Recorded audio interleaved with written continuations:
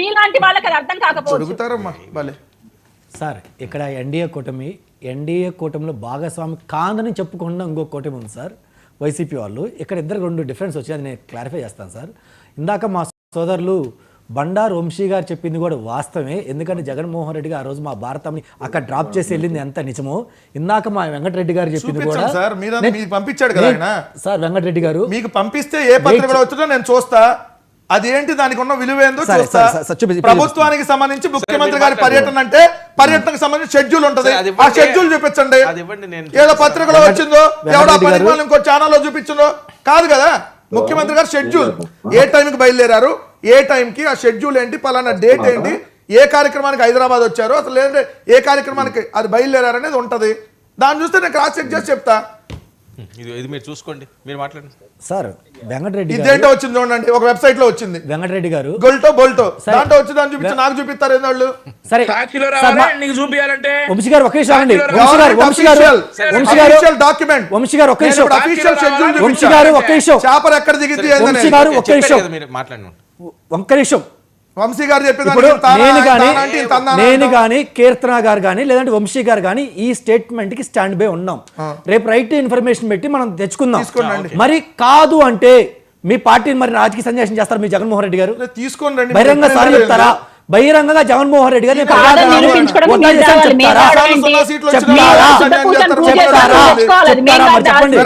గారు. కాంగ్రెస్ పార్టీ నాగార్జున గారు కాంగ్రెస్ పార్టీ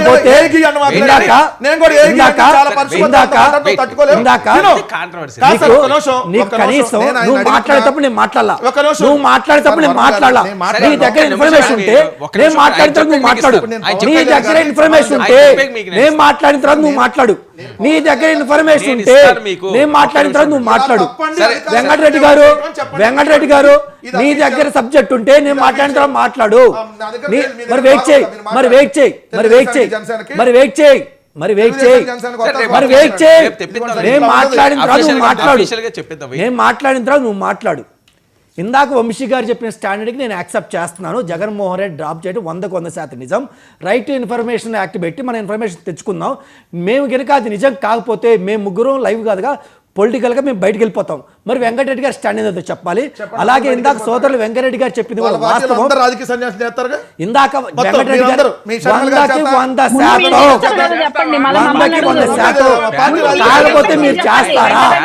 కాకపోతే మీరు చేస్తారా? ఇంకోటి మా వెంకటరెడ్డి గారు కూడా చెప్పింది ఇందాక వాస్తవమే. కాకపోతే పవన్ కళ్యాణ్ గారు మాదాపూర్ నుంచి కాదు సార్, బంజారా హిల్స్ నుంచి రిమైనింగ్ మొత్తం ఆయన ఇక్కడ నుంచి డైలీ సర్వీస్ చేయడం కూడా వాస్తవమే.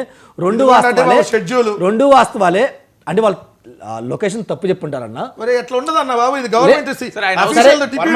అదైతే Banjara hills near natural ice cream పక్కనే ఉంటుంది వాళ్ళ లొకేషన్ చెప్తున్నాను.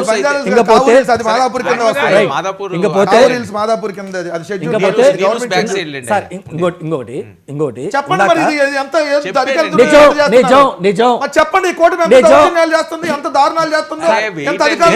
నేను రెండు నిజమే చెప్తున్నా. 100% రెండు నిజమే. పవన్ కళ్యాణ్ గారు ఆల్మోస్ట్ నాకు తెలిసిన ఇన్ఫర్మేషన్ అంటే డైలీ హైదరాబాద్ ఆంధ్ర వెళ్ళి హ్యాపీగా డైలీ సర్వీస్ చేస్తారని నాకు ఇన్ఫర్మేషన్. అంతే. మీకు అందుకని ఇంకేమైనా చెప్పాలా? వాళ్ళ ఇంటి వాళ్ళు తిట్టాలా లేదంటే ఇంకొకరు తిట్టాలా? చెప్పండి, తిడతాను.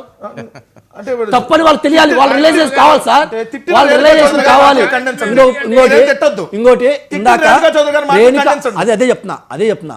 ఇప్పుడు రేణుకా చౌదరి గారు చెప్పిన వ్యాఖ్యలో ఒక్కసారి మనం చూద్దాం సార్. అది చూసే ముందు భారతమ్మకు జరిగింది ఒక్కసారి మనం గుర్తు తెచ్చుకుందాం. భారతమ్మ గారికి జరిగిన విషయంలో ఒక టీడీపీ యాక్టివిస్ట్ కిరణ్ అనే అతను తప్పో ఒప్పో అన్న మాటలు అన్న తర్వాత మొదట స్పందించింది. ఎవరు స్పందించారు నాకైతే తెలియదు. జగన్మోహన్ రెడ్డి గారు కూడా స్పందించలా, మా షర్మిలమ్మ స్పందించింది. అది తప్పు, ఒక మళ్ళీ అలా మాట్లాడకూడదండి. 100% మా షర్మిలమ్మ స్పందించింది. అది మీరు ఒకసారి చెక్ చేసుకోండి.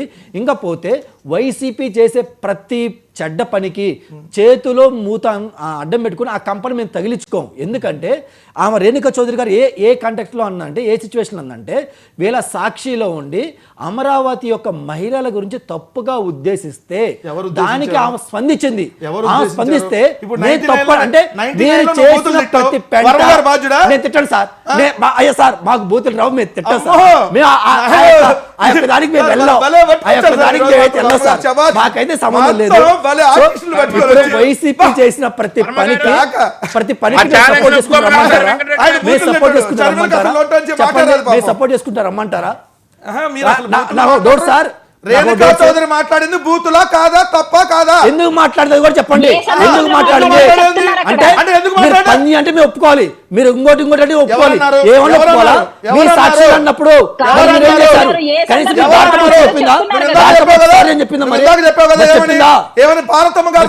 భారతమ్మ గారు అంటే మీ షర్మిల ఖండించిందని అన్నావు కదా. అవును. ఆ ఛానల్ ఓనర్ ఎందుకు అరెస్ట్ చేయమల్లా?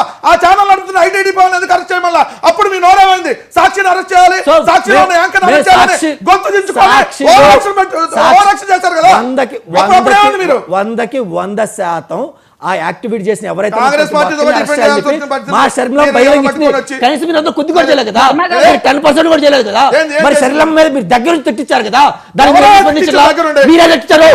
ప్రభాకర్ మీ పార్టీ యాక్టివిస్ట్, మీ పార్టీ మరి మీరు ఎందుకు మాట్లాడాలి? మరి మీరు ఎందుకు మాట్లాడాలి? మీరు ఎందుకు మాకు కనీసం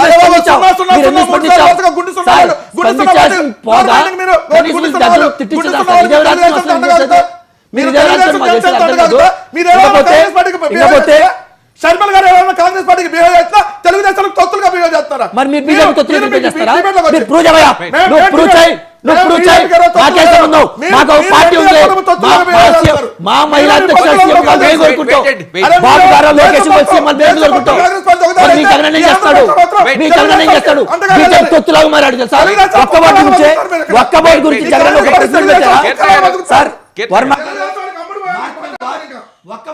కీర్తన గారు ఒక నిమిషం కీర్తన గారు ఒక్క నిమిషం అండి, ఒక నిమిషం కీర్తన గారు ఏంటి చెప్తారు? ఒక నిమిషం కీర్తన గారు ఏంటి? ఒక నిమిషం వెంకటరెడ్డి గారి మాట తీరు ఎలా ఉందంటే ఏంటి కీర్తన గారు? ఒక్క నిమిషం అండి. బీజేపీ సంఖ్యలో ఉన్నారు, అది మేము విచారణ బయట మీరు మమ్మల్ని అంటారు.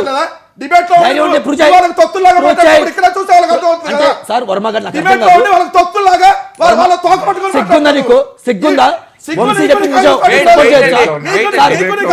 చెప్పిన నిజానికి ఖండించాలా? తప్పని చెప్పాలా? తప్పని